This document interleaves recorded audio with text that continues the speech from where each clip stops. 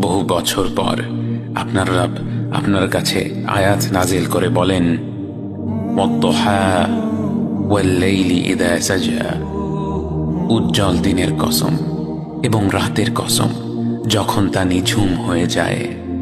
মা ওয়াদ্দা'আকা রাব্বুকা ওয়া মা ক্বালা, তোমার রব তোমাকে কখনো পরিত্যাগ করেননি এবং তোমার প্রতি অসন্তুষ্ট হননি।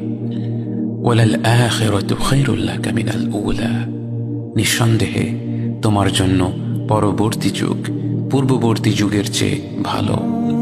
ওয়ালাসাউফা ইউ'তিকা রাব্বুকা ফাতারদা, আর শীঘ্রই তোমার রব তোমাকে এত দেবেন যে তুমি খুশি হয়ে যাবে। আলাম ইয়াজিদকা ইয়াতীমান ফাআওয়া, তিনি কি তোমাকে এতিম হিসেবে পাননি তারপর তোমাকে আশ্রয় দেননি?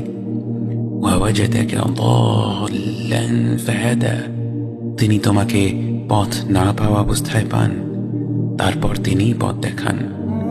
ওয়াওয়াজাদাকা আইলান ফাআগনা, তিনি তোমাকে নিঃস্ব অবস্থায় পান তারপর তোমাকে ধনী করেন।